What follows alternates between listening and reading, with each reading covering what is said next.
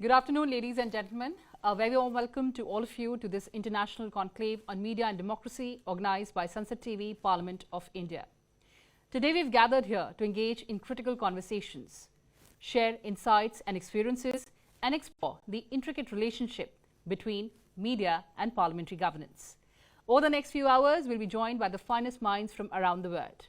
Together, we'll explore solutions that balance freedom with accountability, independence with regulation, and of course, innovation with tradition. We have an exciting lineup of sessions and speakers, and without further delay, let's dive into our first session. It's my pleasure to introduce our panelists. Joining us from Geneva, Switzerland, Mr. Martin Chungong, Secretary General, Inter-Parliamentary Union. Secretary General Chungong plays a critical role in defining and implementing the IPU's strategic direction under the supervision of Executive Committee. A very warm welcome, sir. Also joining us from Wellington, New Zealand. Thank you. Thank you so much, sir. Joining us from Wellington, New Zealand, Mr. James Picker, Clerk Assistant, House of Representatives, New Zealand. The House of Representatives is the sole chamber of New Zealand Parliament. The officers of the Clerk and Clerk Assistant play an imperative role and advise the Speaker and members of Parliament on matters of parliamentary procedure. Welcome to the International Conclave, sir.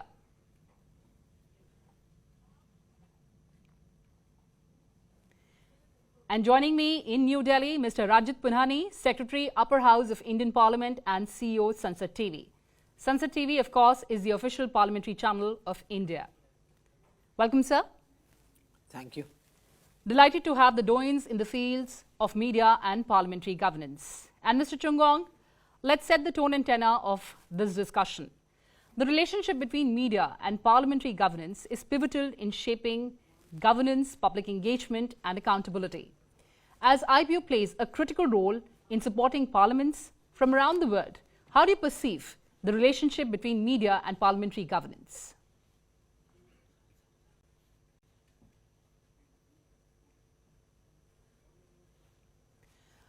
Mr. Chungong, kindly unmute.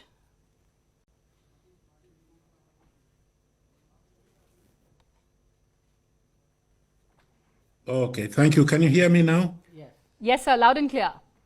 Okay, very good. I am deeply appreciative of this opportunity to participate in this panel, and let me congratulate Sansad TV and the Parliament of India for putting on this very important event on the role of the media.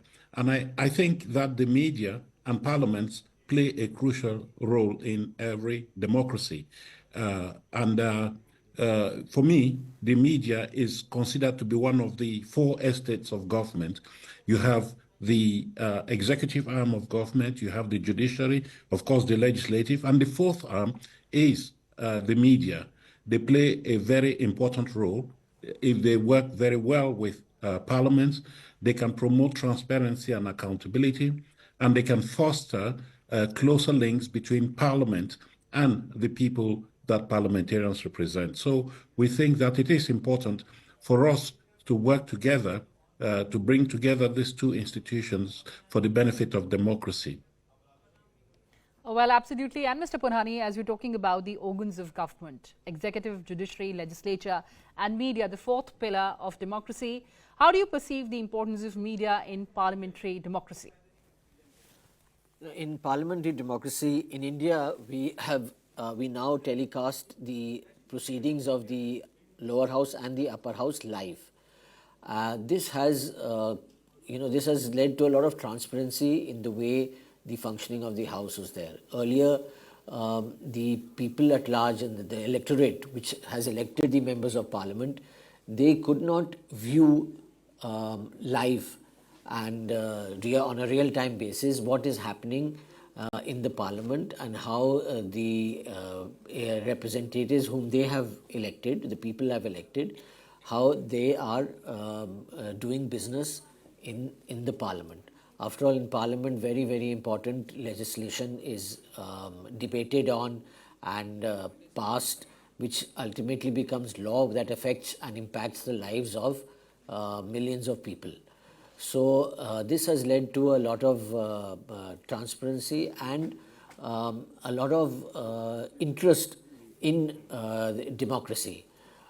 In India, we do not have a mandatory system of voting, so it is also important that the people at large have that feeling that they are also participating in the parliamentary process.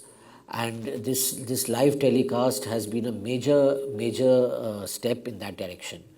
Besides the live telecast, on that day, we normally also in the morning before the live telecast, we give the memorandum of business, and we give that what will be the business in that particular day.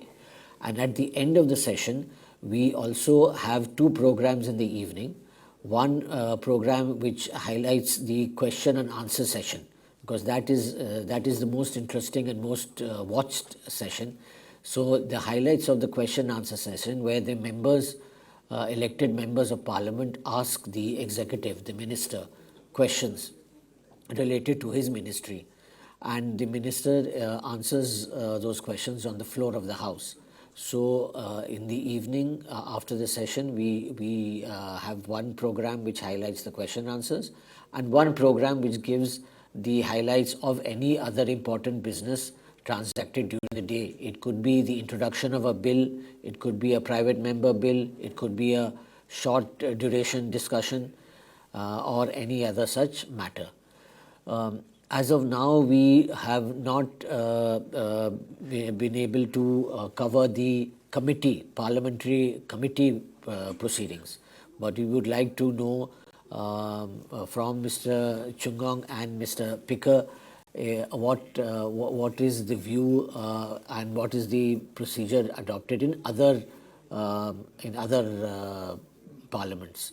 So I'm very grateful to Mr. Chungong for participating in this webinar, and with Mr. Picker. Because of time zones, we have 3 sessions today. In fact, so this is our first session, and many of the other countries they are in a different time zone, so we could not get them on this panel. But we will definitely once we will be recording all the panel discussions, and we will definitely send it across.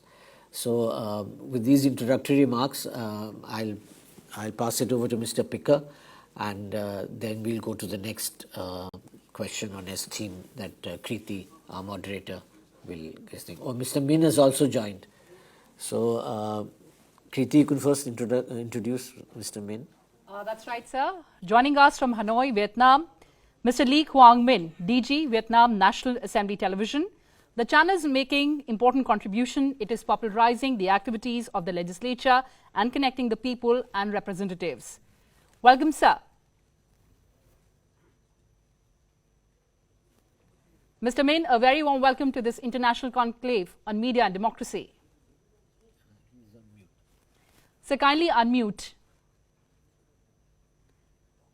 Mr. Minh, please unmute.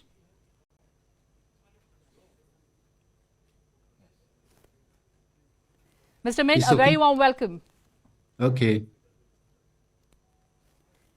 And since we're talking about media and parliamentary governance and democracy and pillars of democracy, Mr. Picker, your opening thoughts on the relationship between media and parliamentary governance and democracy. Yes. Mr. Picker, your opening remarks on the relationship, the pivotal role that it plays, the relationship between media and parliamentary democracy and parliamentary governance. Good evening from New Zealand. Can you all hear me? Yes, sir, we can hear you. Good evening. Thank you very much for putting on this conversation. Like the two gentlemen before, I think I'd probably echo the statements that they've made. The accessibility, the visibility of a citizen's democracy, the proceedings of their houses and the activities of their committees in holding governments to account, in scrutinising legislation, in considering how governments collect and spend taxes is fundamental, and the media play an incredibly important role in that arrangement. Here in New Zealand, Parliament Television, which we've had for many years now and is on both our Freeview television, satellite television, is available to live stream on our Parliament website.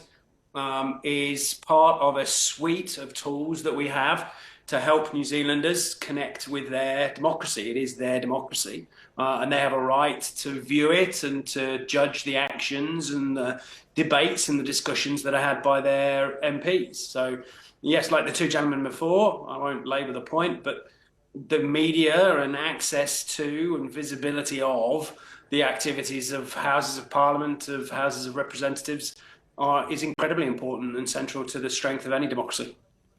Well, absolutely incredibly important. And Mr. Minh, your opening thoughts on media and parliamentary governance. Mr. Minh. Yeah, I can hear you. Sir. Yeah, you can repeat it? So your opening thoughts, your opening remarks on importance of media and parliamentary governance. Okay. Hello, everyone. Hello, Mr. Martin Chungong. Nice to meet you again. We met in Hanoi when you attended to the IPU Young Parliamentary Conference. And first of all, I would like to thank Sansad TV for the initiative to organize this wonderful forum. And I have had the opportunity to work with you twice before, and this is my third time to meet with you, and it's a very honor. The National Assembly of Vietnam has three main functions: legislation, oversight, and making decisions on important national matters. Therefore, Vietnam Parliament TV reflects how the Vietnam National Assembly fulfills these three constitutionally mandated functions. Regarding legislative work, our channel is perhaps the only forum in Vietnam where we discuss legislative matters extensively. The entire process of law discussion inside the main plenary hall is broadcast live on our channel and digital platform. Some important sessions are even broadcast live on the national television network. And the Vietnamese political system is designed as a regime of the people, by the people, and for the people. Citizens are at the center of every decision. Naturally, they are also central to the legislative process, and after all, laws are created to improve the life of the people. However, for various reasons, public participation in the legislative process remain limited. This could be due to the lack of awareness, the technical complexity of legislative drafting, or the absence of the comprehensive understanding of the process. The mission of Vietnam Parliament TV is therefore to act as a bridge to address and minimize this limitation.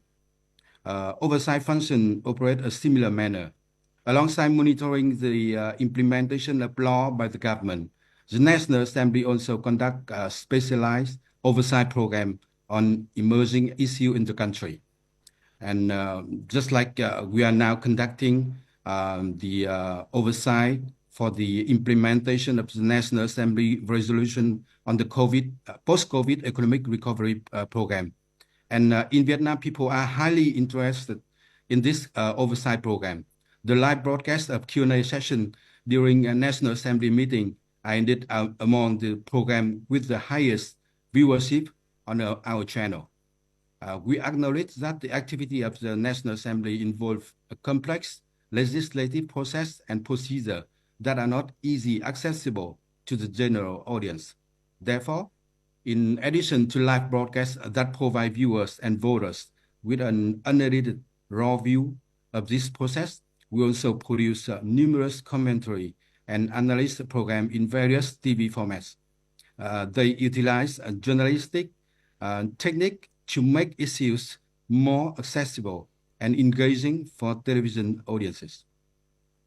Well, thank you so much, sir, for sharing your thoughts. And you raised a very, very legit concern about public's participation in legislative process. Mr. Punhani, this is an extremely important point, a very, very valid concern. How do we increase public participation in the legislative process? How do we address this issue?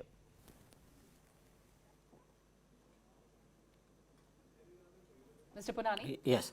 So in the recent the CPA Commonwealth Parliamentary Association conference in Sydney, there were a few presentations on how to improve public participation in the parliamentary process. One, in India, for example, we have a petitions committee. So any member of the public can send his or her petition to the petitions committee, and the petitions committee, that is consists of members of parliament, elected members of parliament, and is also chaired by one of the members of parliament, considers these petitions, and on a case-to-case basis, they take up these petitions depending on whether it concerns the national parliament. For example, in India, we also have our provinces or the state assemblies. So many issues and many subjects are dealt with by the local government or the provincial government. So those which have a bearing on the national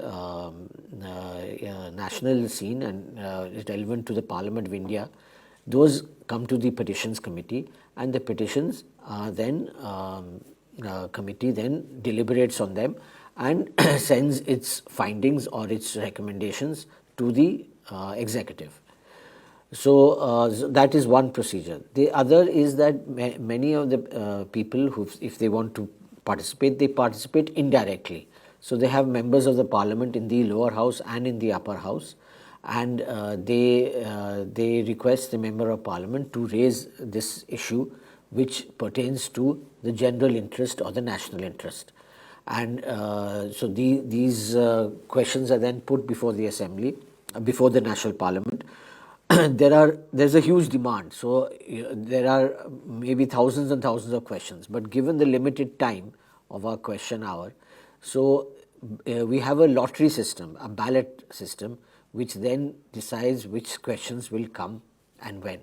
So there are two kinds of questions, one which we call starred, and the other which we call unstarred. In the starred questions, the minister gives an oral answer in the parliament on the floor of the house during the question hour, while in the unstarred questions, it is just a written reply which is placed on the floor of the house, which is then put on our website, and in Sansad TV also in the evening we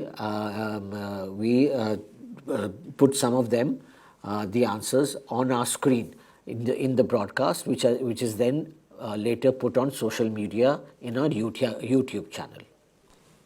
Right, sir. And since this is a platform for sharing best practices as well, I'd like to take that to Mr. Picker. Mr. Picker, in New Zealand, the House follows an agreed program of sitting days when MPs meet in the Parliament's debating chamber. I understand that question time is replayed on Parliament TV each sitting day at 6 p.m. and 10 p.m. How do you see the role of media in shaping public understanding of parliamentary processes in New Zealand? Mr. Picker?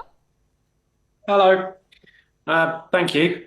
It's slightly difficult to talk to you when you throw a question to me because I can't actually unmute myself. I have to wait for one of your colleagues to unmute me. So slight delay there. But look, in each jurisdiction, there are going to be lots of different mechanisms, lots of different ways for citizens to engage with their parliament.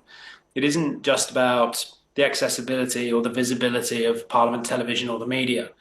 The most important thing that the media can do in reporting the activities of Parliament and connecting citizens in any country to the activities of what their Parliament is doing is to accurately report what those activities are. There's often, I think, in media around the world, and this is not unique to New Zealand, often a misunderstanding of the separation between Parliament and government. There can be challenges around conveying parliamentary processes to the public when they aren't well understood generally by the populace. That can often connect back to the availability of civics education in some jurisdictions and the understanding of the public about how Parliament works and the role of Parliament as an institution to maybe supply a government and hold a government to account. The access that the public has to what Houses of Parliament and Houses of Representatives and their MPs are doing is often focused less on the policy issues that are being considered and on other issues that are maybe of more interest to the public or more interest to the journalists who are reporting them. So it is a challenge for the public to engage with the activities of Parliament, which let's face it, are not always the most interesting thing to watch in the history of the world. Passing tax legislation or debating some of the more archaic language that's used can make it challenging to engage with. There are lots of activities that parliaments can undertake to provide explanations and understanding and ways to engage, whether those, as the previous gentleman was talking about, a petitions process or the questions process through the House. Here it's engaging with select committees through what we call submissions, the ability for ordinary members of the public to come and talk to a select committee that's made up of MPs from many of the parties around Parliament, to talk to them specifically about the issues that they find challenging, the legislation that's in front of the committees. Yes, there's a petitions committee here in New Zealand that gets hundreds and hundreds of petitions every year, given the size of our jurisdiction. There are select committees here that receive tens of thousands, hundreds of thousands of submissions every year on legislation that it's considering that's been referred by the House. But central to all of the ways in which the public can engage with Parliament and the ways in which the media can support that is the understanding on the part of the public that this is their house, this is their democracy, and they have and should take every opportunity to engage with it, every opportunity to watch it, to talk about it, to talk with it, to petition it, and to see it as a place where they can bring the challenges and problems that they face, and where they will be heard and hopefully dealt with, and that they see it as part of a way to solve problems, as opposed to a place where maybe problems don't get solved. That's right, sir. Ultimately, the power rests in the hands of the people. Mr. Minh, how is the National Assembly TV of Vietnam enhancing transparency and fostering a deeper understanding of legislative process in your country? I can hear you. Hello? Mr. Minh? Yeah. How is the National Assembly TV of Vietnam enhancing transparency and fostering a deeper understanding of the legislative process in your country?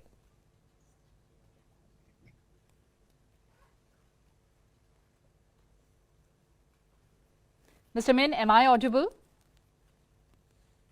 I can hear you.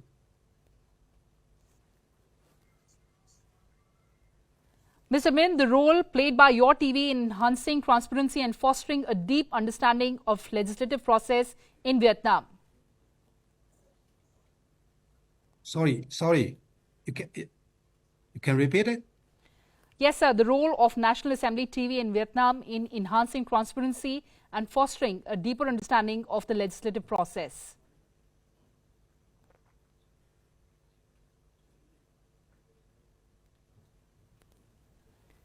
Am I audible, Mr. Minh?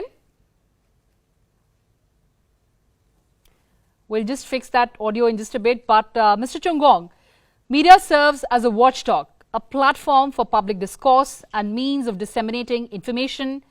What are the strategies that parliaments can adopt to foster a healthy media environment? Thank you very much, Madam Moderator, for that question. Let me say that, as I said earlier, there is this symbiotic relationship between parliaments and the media, and we think that the parliaments need to protect the media. They need to protect the press if they want that press to play a meaningful role in society. So I would think that the foremost responsibility of parliaments when it comes to the relationship with the media is, first of all, to promote through legislative frameworks and accountability, to promote freedom of the press that protects journalists and other key media players. This is crucial for for the press to play their role as watchdogs. Secondly, I think it is important to promote the access to information. That is, the information that is brought to light by the media needs to go to the general public as such, and to make sure that that information is something that is useful. And so we think that parliaments can put in place robust legislative frameworks for investigative journalism, which is very healthy for promoting transparency and also ultimately promoting trust in governance, which is something that is very crucial if Parliament and parliamentarians are seen to be the representatives of the people. So I think that it is something that the IPU has been promoting over the past several years. We want parliaments to do this, but we as the global institution of parliaments, the Interparliamentary Union, are doing it ourselves to show that we want to walk the talk.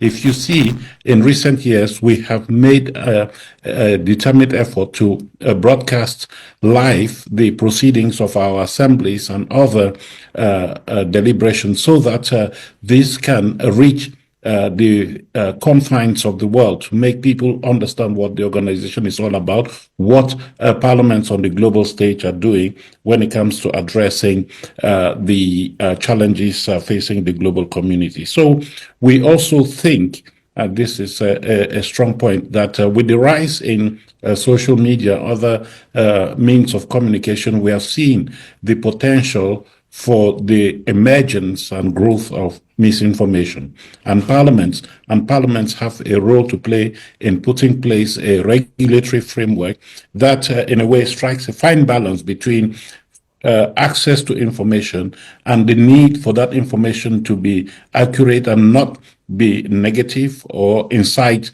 negative behavior on the part of the citizen. So on the one hand, facilitate freedom of expression, freedom of the press, but also look at how we can regulate the flow of information so that that information is not harmful to the public. So that is a role that parliaments need to play. Absolutely, sir. And as you mentioned, that there is a symbiotic relationship between media and parliamentary governance and democracy. In that case, content is of paramount importance. And Mr. Pigar, I'd like to understand that when Parliament TV is not broadcasting live content in your country, it shows information from select committees about submission on bills, petitions and inquiries, including the closing dates. What type of content does the channel produce, and how do you determine what topics or events are to be prioritized for coverage? Thank you. It's a great question. Until very recently, yes, that's exactly what we did. In fact, in the last few weeks, we've stopped using our Parliament television channel for putting information on when we're not broadcasting about what committees are doing. It was a change that we made many, many years ago, about 11 years ago now, to put on the television channel when we weren't broadcasting information for the public about what select committees were receiving submissions on. It was simply another mechanism, another communications channel we could use to push the information out to people who were interested in Parliament about what their committees were doing. But frankly, it has been overtaken by advances in other technologies. Websites, social media, WhatsApp groups have meant that what we call the scroll on the Parliament television is simply no longer a mechanism through which people find out about the activities of committees. Parliament television has a considerable amount of downtime. You're absolutely right. Parliament sits to around 28 weeks a year to certain hours of the day, and we broadcast live every minute that the House sits. We then do a replay programme at 6 p.m. in the evening during our dinner break, which is 6 to 7:30 on a sitting day. And then again, we do another replay at 10 p.m. And all of our content that goes onto the Parliament television channel is available on demand on the website. So we therefore use a lot of the downtime, we actually now turn over to a completely different purpose, a different kind of programming that's produced by somebody else. And we focus primarily in the content that we provide to a greater and greater degree, through our digital channels, through the website, through social media, and through on demand. Our House sits between 2 p.m. and 6 p.m. and 7:30 and 10 p.m. And look, let's be honest, between 2 p.m. and 6 p.m., we're all at work. There aren't that many people outside of the parliamentary precinct who are watching Parliament television live. They're consuming content on demand. Linear television is not something that people are watching during business hours. If people are interested in specific subjects, they're interested in specific issues, and that's what they engage with. So we find that people will watch particular questions that were maybe asked during our question time, which is the first hour of any sitting day, 2 till 3. And they will then engage with debates that occur in the House, legislation that goes through the House on an on-demand basis as a result of engaging with in their communities on the subjects that they are passionate about. For our committees, we do the same, something very similar. We don't broadcast them live on the television channel anymore. We've done it during the COVID period when the House wasn't really sitting very much. But we did have a committee that we broadcast live on the television channel to make it available to the public so that they could easily see it. But our select committees broadcast a portion of their proceedings, those proceedings that are open to the public, via our website. They're available on demand and you can watch them live. Our committees meet generally between sort of 8 a.m. and 1 p.m. Wednesdays and Thursdays, and members and the public can engage with the content from select committees when it's convenient to them. They can watch it on their phone, sitting at the bus stop or on their way home in the car or whatever it is that they're doing, and they can consume the content at a time that's convenient to them on subjects that they are passionate about in an easy and accessible way. The linear television stream is there for people who want to view it and can view it. And we get phone calls every day from people who are watching it and want to talk to us about things. But yeah, the main focus that we have now is how we produce content, how we provide content that is consumable by the public in the way that they want to consume it. Absolutely, the way they want to consume it, Mr. Punhani, that's a very interesting piece of information that Mr. Pickard is sharing with us. In India also, there's a lot of discussion and debate whether we should have live telecast of parliamentary committees. What are the pros and cons according to you? So just this thing, when Parliament is not in session, we at Sansad TV in India, we also produce a whole lot of other programs, which I think I'll talk about later.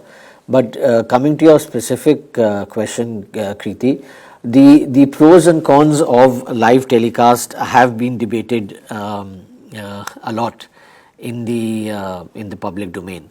The one what do I say? Not exactly criticism, but one critical issue arises is that I don't know if the other panelists will share this view, that some people feel that the representative then, instead of debating on a more objective manner, he is more concerned about what his constituency people are watching him, and so he's addressing the constituency more than addressing the national issue. So it may be an issue which has national ramifications, but obviously in electoral politics, the elected representative, his prime concern is his constituencies and his voters.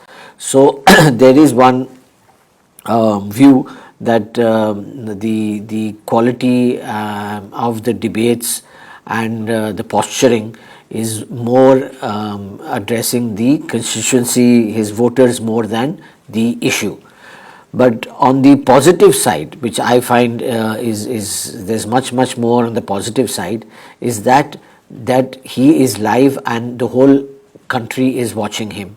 So what he says, how much research he has done, what are his views, the way he expresses his views, and how is he able to address and solve the issue. As Mr. Chungong was saying, after all, we have to solve, the Parliament is expected to solve issues.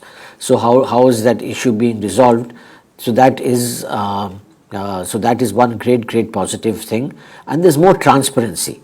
So the public, the faith they have in the democratic process, in the electoral process, that faith definitely is enhanced when we do these live telecasts, because then the people know what their elected representatives are discussing. The other, again, one con which is said that in the global scenario, as we saw in recent times in elections, the polarization may not be a proper word, but the adversarial nature of the ruling party and the opposition, or the parties engaging in the electoral process, is undergoing a slight change. I don't know if the panelists would agree with that. And social media has become more and more important than normal broadcast TV, especially amongst the youth who now are clued onto social media. So in this change scenario, what is the role of Parliament TV, and how this role and how do we adapt to this changing role is something which is food for thought. Very interesting points, Mr. Punhani. But before we talk about social media and technological tools, Mr. Minh, there's something very interesting that I read about NATV, and I'd like to quote that. The NATV News has realized its strategy of positioning unique channel number, that is channel 7, meaning the youngest in the group of 7 essential national television channels, unquote. Tell us about its significance, Mr. Minh. Yeah, thank you for asking.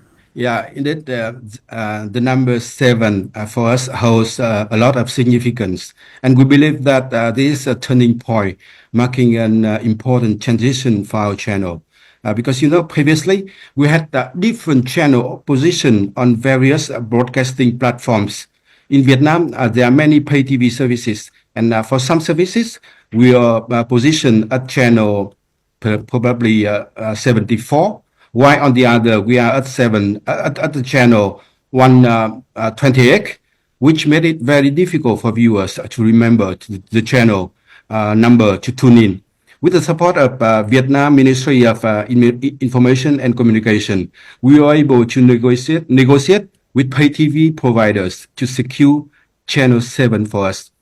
In addition to the fact that Vietnam Parliament TV is one of the last channel to be launched among the 7 national essential TV channel, there's another coincidence.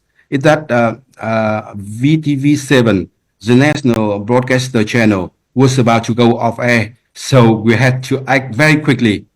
Alongside our official name, Vietnam Parliament TV, we also promote the image of Channel 7, especially on digital platform, to attract younger voters. Yeah.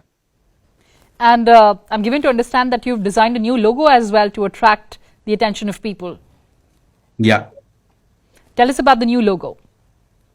The new logo? The new logo of NATV, sir. Yeah.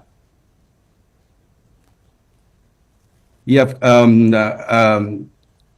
Because you will know, mainstream media is being challenged by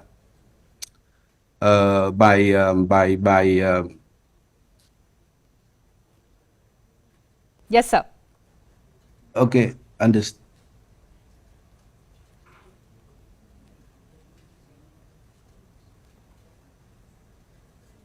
Yes, Mr. Minh. Yeah, we have to adapt to this social media world, because, you know, before we use a national emblem for our new logo. It's okay, it's very legitimate, but in social media, it's very difficult to attract younger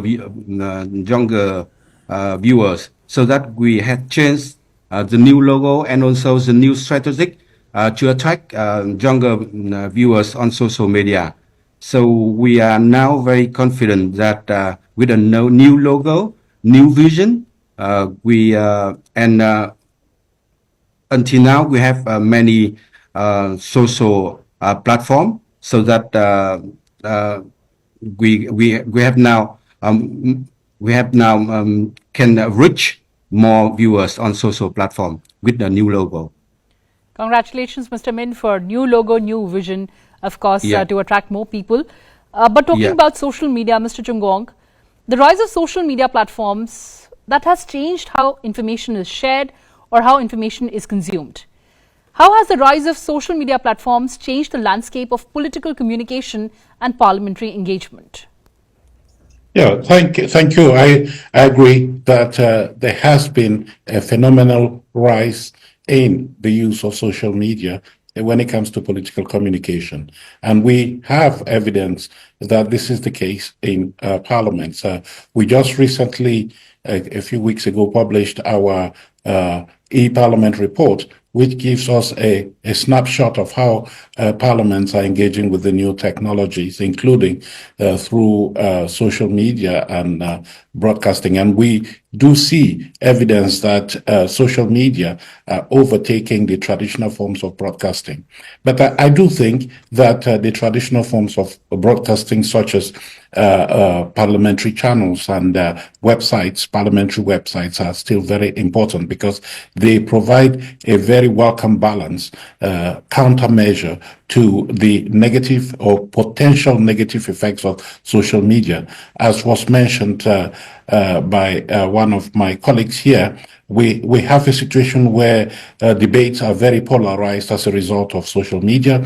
We do have cases where there is an onslaught of misinformation that might distort political and parliamentary outcomes. And it is therefore important to put in place guardrails, safeguards, to promote decent content, to make sure that information that is reaching the targets, that is parliamentarians and the public, is from legitimate sources. And I think, as James did say, parliamentary websites are a very important tool in this regard because, as they say, the information comes from the horse's own mouth. And in this case, the parliamentary channel is one that, or rather, parliamentary website is one that provides the official information that is supposed to enlighten the public. And so we also look at the challenges that come with the use of social media and digital tools.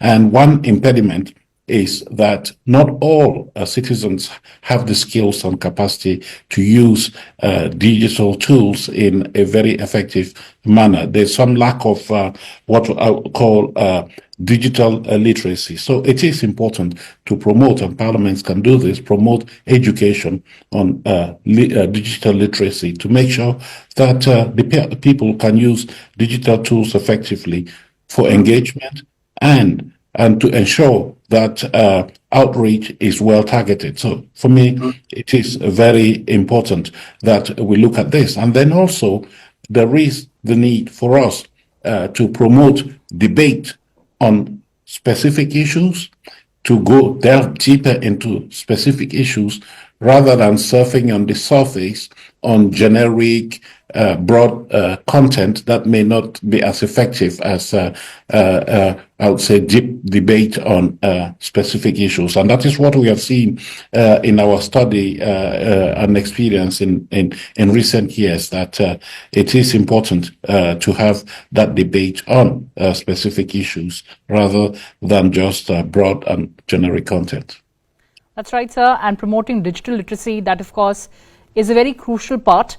But engaging various demographics, that is also very crucial. Mr. Picker, how does the channel tailor its content to different segments of the population, especially youth? How do you attract them? I think at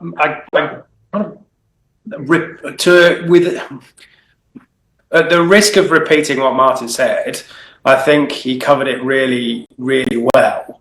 The use of lots of different channels, lots of different tools to engage in different ways with different users. So Parliament Television is there for you can't see it, it's behind the camera, but the television that's on the wall there, that's playing the live proceedings of the House, that's just over to my left-hand side, as I talk to you this evening, is there for those who want to watch it live.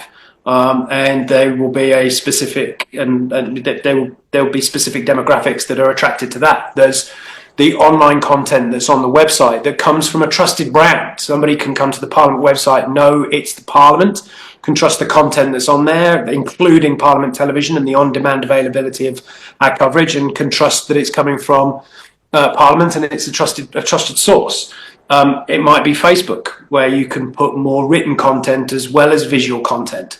It might be Instagram, it might be Twitter, it could be LinkedIn, it could be, there are so many different kinds of social media platforms, different communications channels that can be used to reach out to those users of them. And we will all choose the platform that best suits the way that we want to engage with social media, the way that I have teenage children myself, and they will engage with social media in the way that they want to, that's very different to the way that I like to engage with social media. I think one particular demographic that we do need as parliaments to be careful about not forgetting about are older generations who are digitally illiterate and are unlikely to become digitally literate. We're leaving them behind with a focus on how we make engagement easier digitally.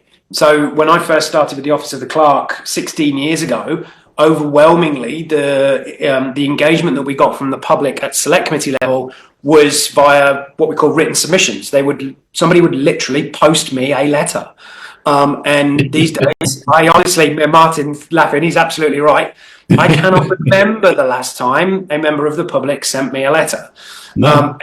There is still a very large proportion of society that doesn't engage with Parliament because we put a lot of what we do online and they aren't online. They don't want to be online. So we have to be careful not to forget those older generations who maybe preferred to engage in a different way, maybe still read a hard copy newspaper and engage with their news at 6 o'clock or whatever time it is in your jurisdiction that the national news is on television. So it's a delicate balance. Parliaments don't have infinite funding. We do have to go bang for buck, and we have to be careful to spend our money wisely and invest in the tools and communications channels that will enable people to engage. But we do have to spread that engagement out across as many different communications channels as we can manage, and think about how we're trying to use them and what we're trying to use them for, and what it is that we can gain and what the public can gain, and making sure that we don't spread ourselves too thin so that we maybe leave a group of people behind that would otherwise want to engage but find that they can't because they find it too confusing. That's right. And Mr. Minh, how has technology influenced the production and distribution of content on Vietnam Parliament TV? Can you repeat it? So the influence of technology on the production and distribution of content on Vietnam Parliament TV. Yeah, as a young television station, because we have only 10 years old, so we have the advantage of being a latecomer. From the beginning, we focused on investing in digitalization for both production and content distribution. Using a single production platform, content is distributed simultaneously on television and digital platform at the same time. Essentially, most television stations in Vietnam today are equipped to operate in this manner. In Vietnam, internet television has developed rapidly. Therefore, early on, we collaborate with pay TV service provider, which in Vietnam are often telecommunication providers due to their technological advantage and lower transmission costs to optimize Parliament TV presence on this platform. And thanks to our early presence on and close cooperation, the viewership rate of our channel on this platform is remarkably high compared to other political channels. And this demonstrates our clear strategy of investing in OTT platform. We do not have a standalone app as the investment cost is very high in Vietnam and the business model is not feasible.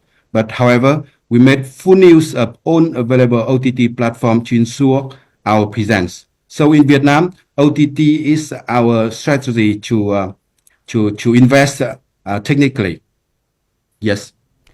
Thank you so much, sir. That's again a very interesting piece of information. But Mr. Punhani, as CEO of Sansad TV, you've been pivoting digital transformation of the channel. We've been using artificial intelligence and machine learning technologies to make available the House proceedings in different regional languages to members of Parliament.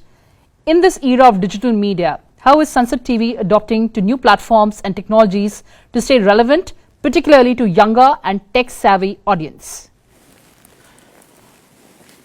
Thank you for this question. Yes, we are using AI in the parliamentary process and in our Sansad TV.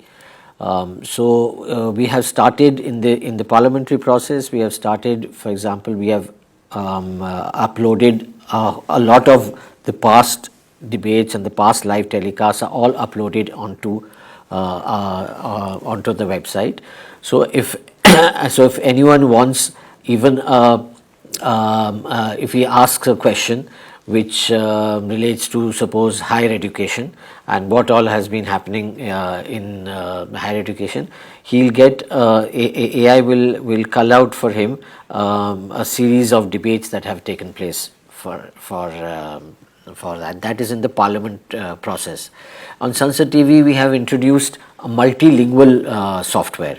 So, in collaboration with IIT Madras and with a private vendor, we have now many members of Parliament. We have 22 languages so a member of Parliament can speak in any of these 22 languages that is in the schedule of our constitution.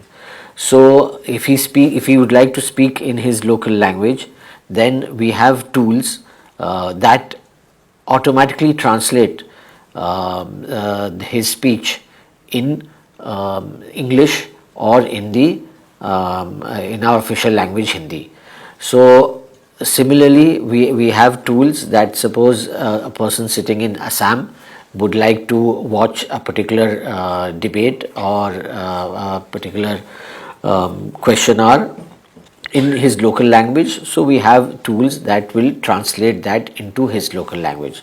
So this is still work in progress. We have not yet achieved 100% accuracy, which as I think everyone is familiar with, Parliament, the accuracy of the translation is a point that can become political at times. So we have not achieved 100% accuracy. So we put a disclaimer to that effect, but we have achieved almost now 85%.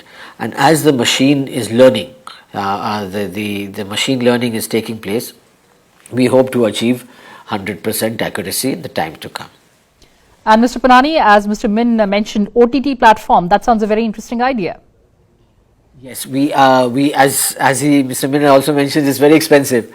So we are not, we cannot afford our own OTT platform, but with the national channel, we have a national channel called Doordarshan, which is the government channel. So they are launching a OTT platform, and we have signed a memorandum of understanding with them that that we will piggy bank on their OTT. So I think, and it's important because as Mr. Minh is mentioning, that is the future. Especially younger audience now, it's social media, it's OTT. They do not watch other forms of media. So so it's important that we plan for this. Right, sir. And now let's shift our focus to a very important aspect of broadcasting. Let's try and understand the funding structure, transparency, accountability, and the broader implications for public policy and media independence. Mr. Chungong, there is a lot of debate. Should the government media or the parliamentary media outlets be allowed to generate revenue through advertising or other commercial activities? What are the best practices from other countries that could prove or improve the funding structure of government or parliamentary media? Yeah, well, let me first of all salute the approach that has just been explained there, the inclusive approach through provision of multilingual services to reach all constituencies. I think this is something that is very crucial when we are dealing with the emergence of digital transformation in a way that does not leave anyone behind. It's very important. Then when it comes to the question that you've raised, of course, it is important. It is a government's primary responsibility to provide accurate information, to engage with the public in a way that is most useful. So yes, publicly funded media and other means of communication are very crucial, and the government needs to invest resources in this particular area. But also, I think that it is important to create an environment, a regulatory environment, which allows the private media, the private stakeholders when it comes to communication to access the resources that they need to perform their duties. And so it is, I would say, a complementary situation where you have government-funded, publicly funded media and private media that work hand in hand. But then we have to look at the issue of, private funding. We don't want a situation where there will be a concentration of media in the hands of people who have the resources, who are able to master the resources, because it has the potential to distort the political discourse. And we've seen it in the recent elections in the United States, where what do you call Twitter? Not the how do they call the successor to Twitter by Elon Musk, his endorsement of one of the candidates in the election, what influence that had on the outcome of the election. So we have to find a way that allows the private media to be resourced, but also look at how we can promote the diversity of this media so that it is spread over society and that no one proprietor or stakeholder controls unduly the media landscape in any country. So, I think it is parliaments that need to put in place such regulatory frameworks for the development of both government, publicly funded media, and private media. So freedom with accountability and independence with regulation, that's a very important point that you're making, sir. Mr. Picker, how do you strike a balance between financial, editorial, and political considerations in your country? Help us understand that. Thank you. It's a great question. First of all, I completely agree with the point Martin makes about multiple languages. So we have 3 official languages here in New Zealand. We have English, what we call Te Reo Māori, and New Zealand Sign Language. And unfortunately, the AI tools that are available at the moment don't do terribly well with Te Reo Māori. The accuracy level is nowhere near where it could be or would be to make it a viable option for us. So we do a lot of the translation work, both for captioning, our Parliament television, which is completely captioned via a manual captioning service, but also then our simultaneous interpretation and translation service. So any member in our chamber who speaks in Te Reo Māori, their Māori is then translated into English into a small earpiece in the ear of the member, and our captioning service is able to use that English to then put captions on the screen. So it's great that technology is moving in that direction. In some spaces, it's moving a little faster than in others, and that includes here in New Zealand, unfortunately, with Te Reo Māori. In terms of funding and governance, the Parliament Television channel and the Office of the Clerk here in New Zealand, we are completely publicly funded. So probably the best description for it that would cross jurisdictions would be government funded. And that does mean that we have to be absolutely certain that we are very transparent with how it is we have used the public's money.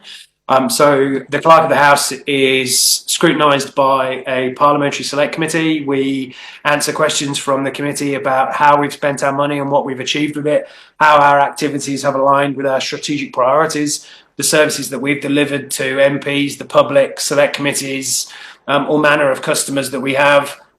We don't monetize any of the television or broadcasting services that we have. They are broadcast or live streamed, whichever you choose to use, as a public good.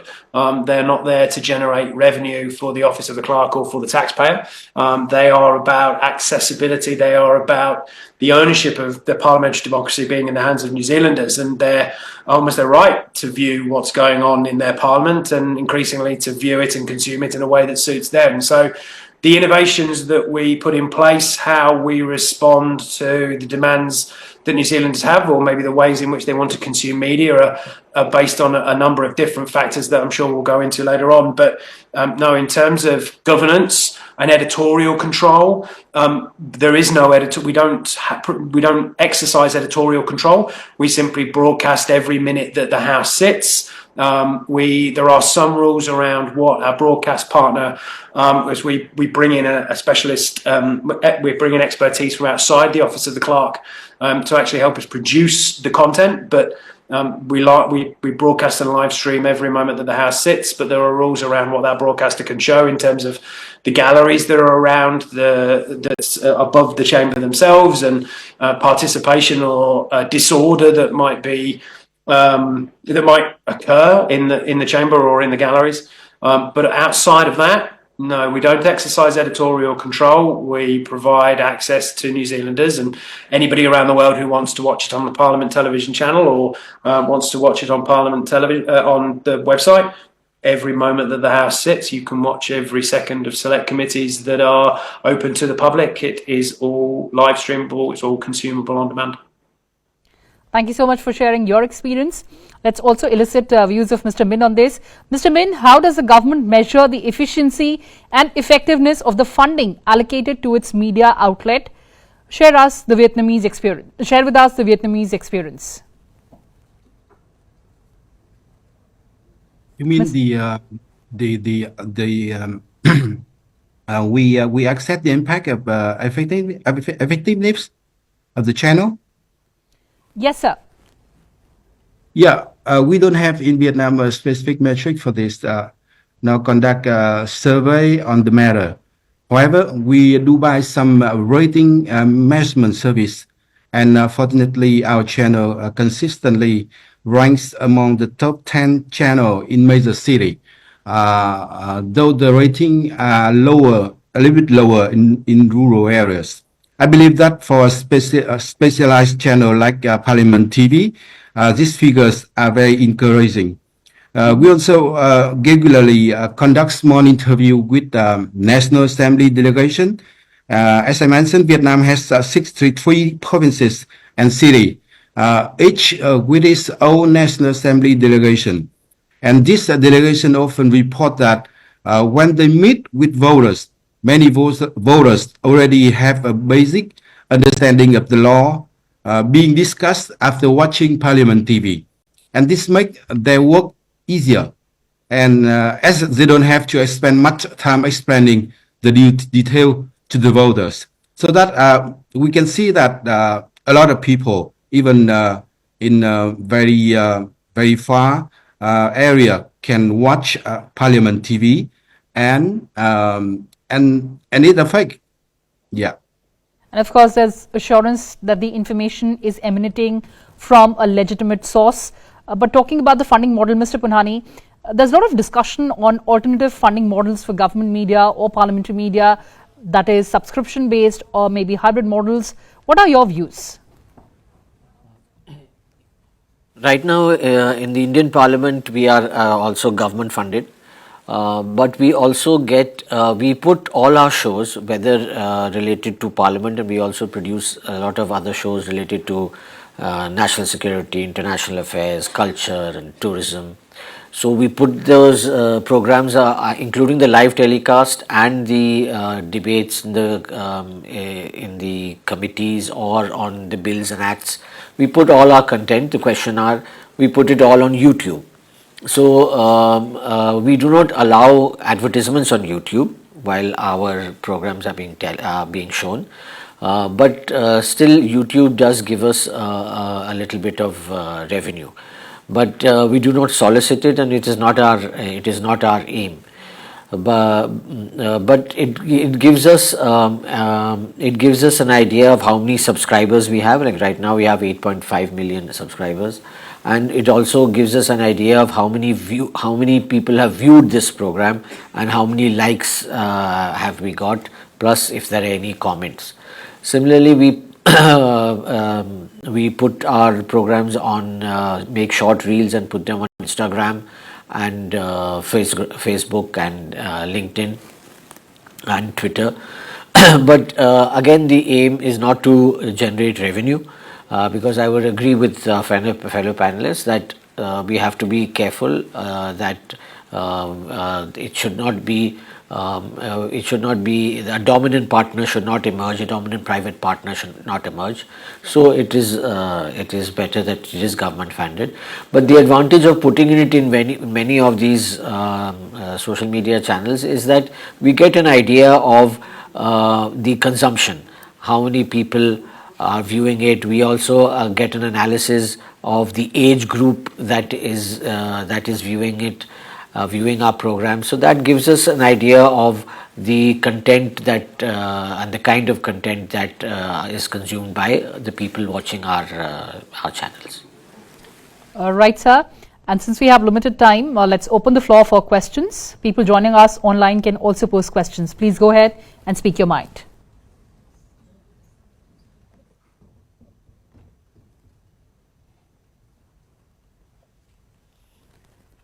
Dignitaries joining us online can also post questions.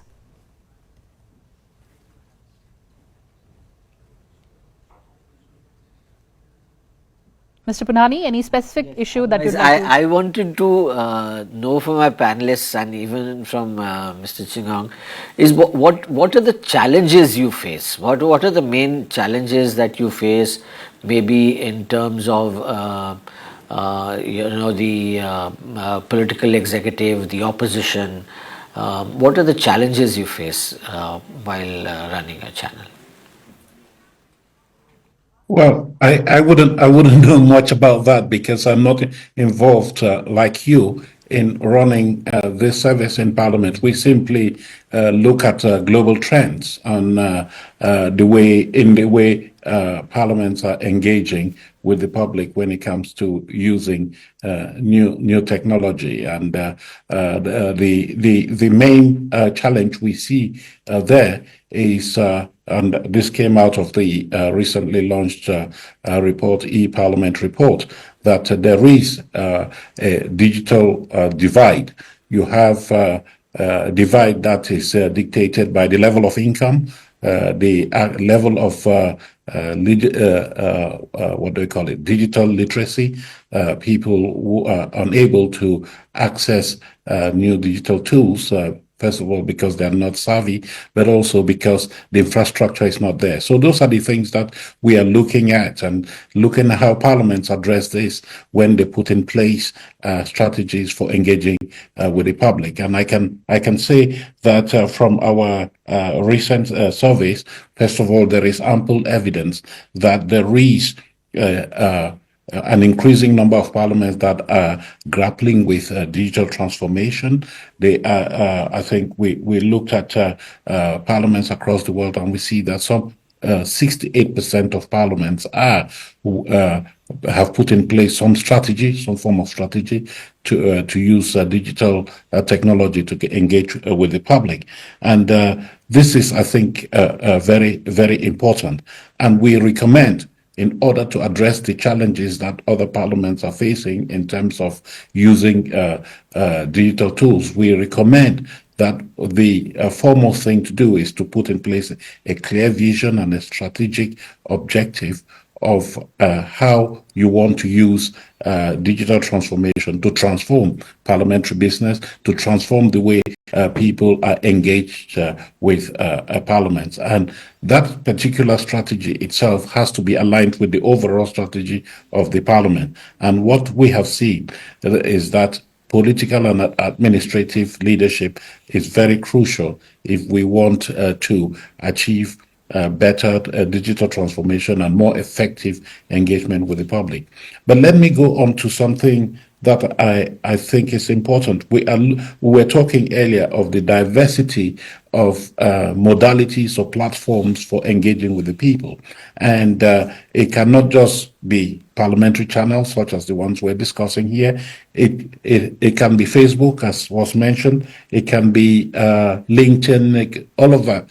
But let's add the value of podcasts, and YouTube, as I understand that our proceedings here will be broadcast or are being broadcast on YouTube. These are other means that we need to develop so that we have a wide array of platforms that are available to parliaments to engage with the public. Taking into account various levels of development, those who are better able to provide elaborate services such as the one provided by India will go for the high-end technological platforms. But then we have parliaments that are still struggling that can use simple means such as podcasts and YouTube to convey the same message to engage the public. So that's what I can say in terms of challenges, but I cannot, because I'm not involved in the day-to-day running of operations in Parliament, I cannot give you any further details. Maybe we can ask Mr. Minh, we can ask James there to tell us what the situation is in New Zealand and Vietnam. Mr. Picker, over to you. Yeah, to the question of challenges, we're very lucky here in New Zealand that we don't face any challenges in the context of the government or the opposition or the political parties in the House.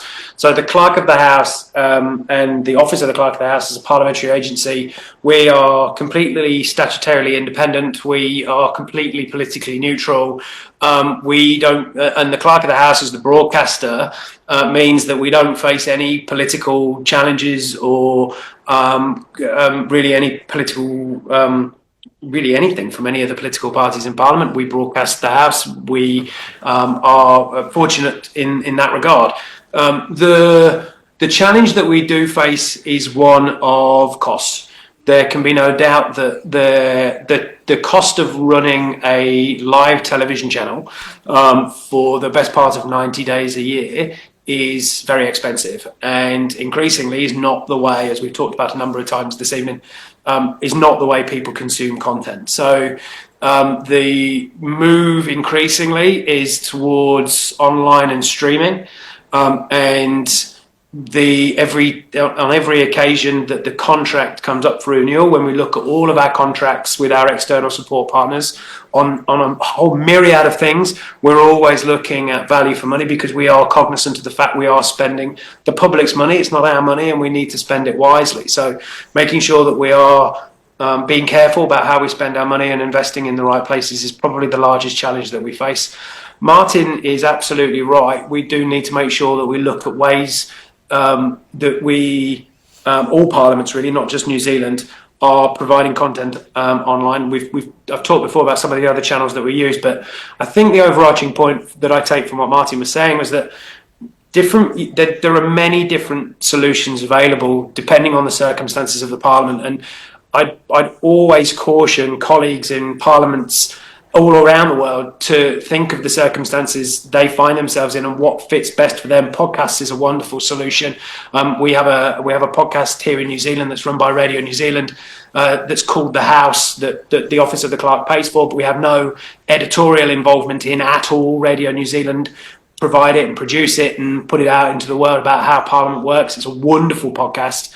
And really helps to connect New Zealanders who are interested in Parliament in how it works and some of the things that it's doing that maybe don't hit the normal sort of what might be described as the mainstream media or the big media outlets here in New Zealand. So the engagement that the New Zealand Parliament does, particularly in the Pacific, we're looking at solutions and supporting our parliamentary colleagues with solutions that are right for their circumstances. Don't look at what parliaments do in other areas of the world and just go, well, you know, they have an on-demand website, they have YouTube, they have a television channel, and immediately jump to that solution if it's wrong for them. Finding the right solution for the particular parliament and the desires and the consumers of the content in their particular jurisdictions. And again, Martin's right, the digital literacy of the community that they're trying to serve is going to be really, really key in looking at what their solutions are and what's best in their circumstances and then evolving into the future. Could I ask a specific question?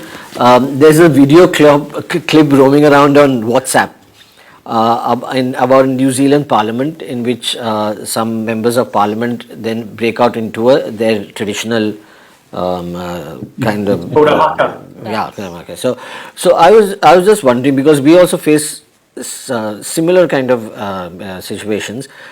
Normally these are expunged by the presiding officer, but it is already, you know, on live stream or live TV, so people have already taken their clips. So what happens to the record?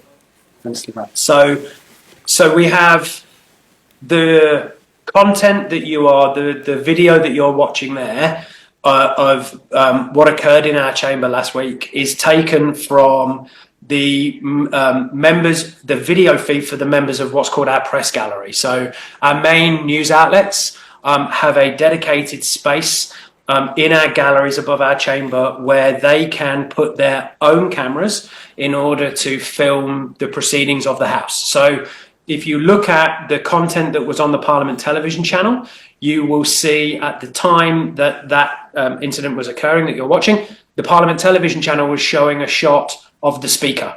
It was not showing what was occurring on the floor of the House. The other media outlets who are required to comply with our standing orders, with our rules of the House, for the content that they are able to show, took that footage and made that publicly available, and that's a decision for them. So the footage that you're viewing online and on social media of the hookup performed by some New Zealand MPs on the floor of the House last week is taken from our mainstream media outlets. It's not taken from Parliament television. Okay, thank you. All right, sir. Mr. Minh, the challenges faced by you?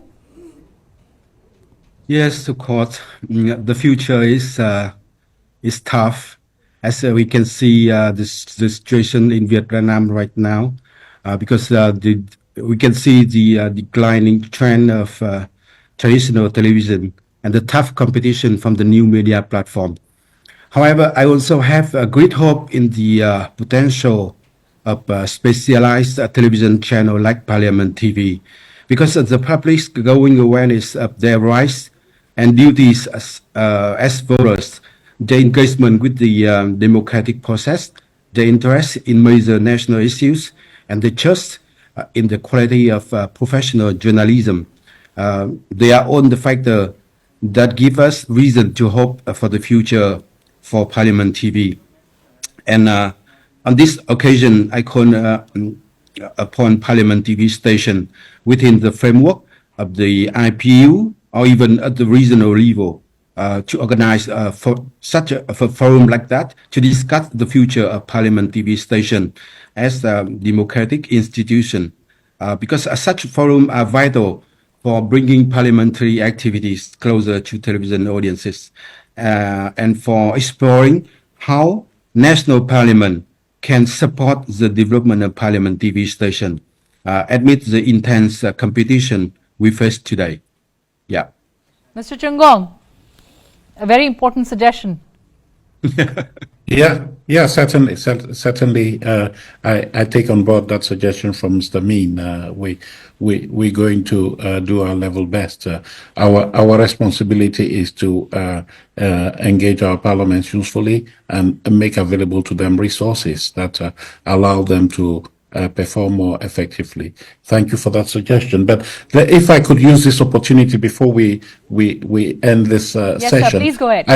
I would like to put on the table something that I'll call the elephant in the room. We haven't really mentioned it very much in this discussion. Is the emergence of artificial intelligence. It has the potential to be beneficial when it comes to engaging with the parliamentary engagement with the public and enhancing public trust in governance institutions. But it comes with a lot of uncertainties, doubts, and risks which need to be minimized. We have seen the rise in misinformation, deepfake, and all of that it has a potentially disruptive effect on democratic processes. So I think that it is important, as we are discussing ways and means of engaging with the public, to pay particular attention to artificial intelligence. And I think Mr. Punhani mentioned the issue of machine learning. It is important that parliaments be ahead of the curve when it comes to regulating the use of artificial intelligence.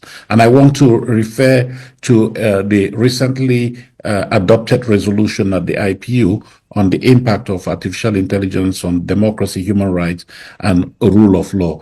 It is important. I think that resolution encourages parliaments, urges parliaments to be ahead of the campaign to put in place legislative frameworks that promote beneficial, responsible generation, use, and deployment of information using artificial intelligence. It's important. And we have to pay particular attention to the disproportionate impact of artificial intelligence on women and girls. It's important that we address this particular challenge. So I wanted, before we ended this discussion, to put this on the table to say our parliamentary engagement with the public will never be totally comprehensive and complete if we do not pay attention to the emergence of artificial intelligence, the challenges that come with that, but also the opportunities that are out there for us to be better engaged with the public. Thank you. Absolutely, sir. We have to collaborate and carefully and meticulously calibrate our strategy to combat the misuse of artificial intelligence. I understand there's another question from our audience here. Please go ahead and speak your mind. Thank you, Kriti. Am I audible, sir? Okay.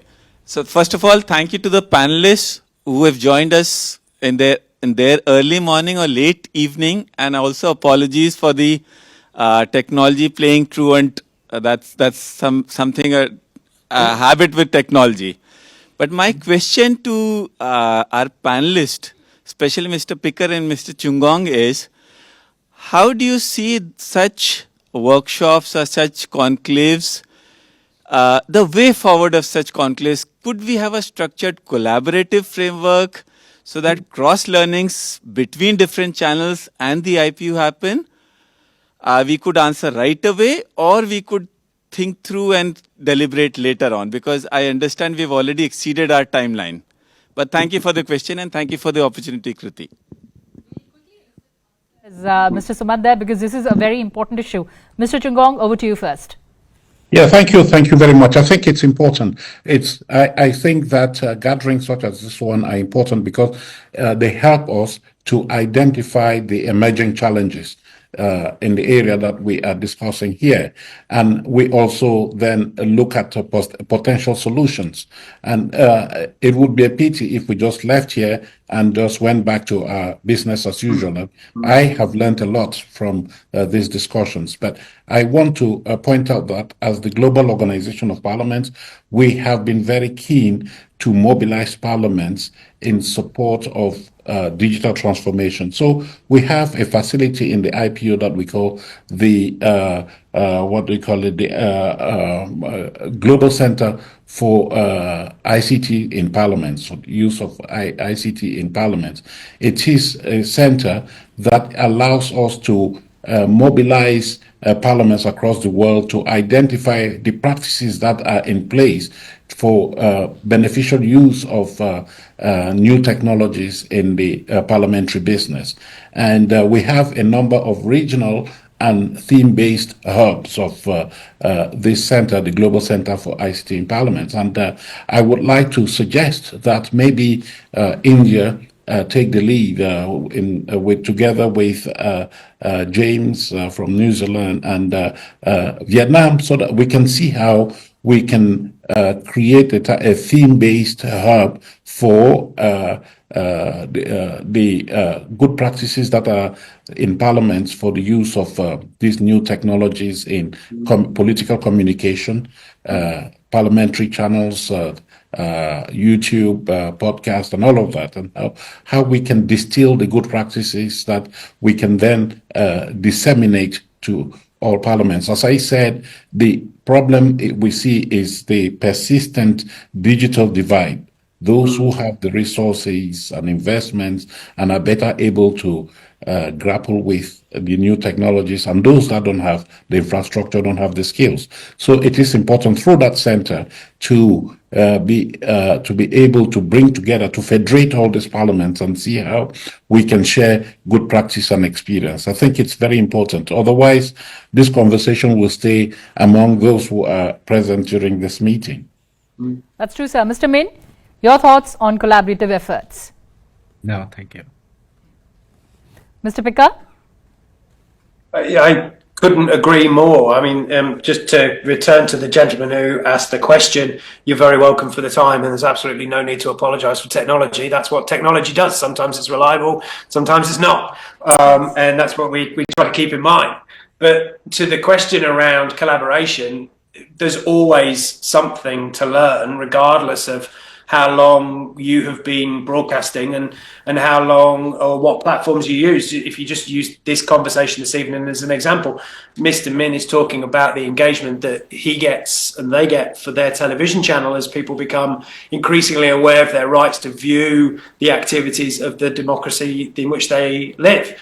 Here in New Zealand, we've had a television channel for a little while, and we're actually finding increasingly people moving away from the television channel to more online and on-demand consumption of content. In India, the gentleman was talking about the use of AI in multiple languages. You have infinitely more languages in India than we do here in New Zealand, and that's more of a challenge for you, and we can learn from you about how you're using AI and what you're using it for and how that's supporting the engagement of the public with the different kinds of content that you're producing. You produce programming that's about Parliament. We don't produce programming that we put on either our television channel or on our social media channels. We produce small videos, but I don't think that highlight particular ways in which people can engage or particular subjects, particular activities of Parliament, but don't necessarily touch on subjects or policies or things that are priorities for the government. They're about the priorities of Parliament. So there's always something that we can take away from any conversation like this, any collaboration like this, that we can learn from and think, okay, well, we know that another Parliament is doing something we're not doing. They're doing it well. What can we learn from them? What do we have to contribute to the conversation? What are we doing well that others can learn from us? All right, Mr. Picker, let's discuss, deliberate, and of course act. And as we come to the close of the first session of this remarkable parliamentary conclave, I would like to take a moment to express my deepest gratitude to each and every one of you for your invaluable contributions over the course of this session. As we leave this conclave today, let us remember that our work is far from over. The conversation we've had here, that's just the beginning. The real work lies in translating the ideas and solutions we've discussed into tangible actions that will shape the future of our nations. On that note, thank you so much for joining us, Mr. Chungong, Mr. Minh, Mr. Picker, and Mr. Punhani. Thanks a lot. Thank you. Have a vibrant day. Thank you. Good evening. Thank you.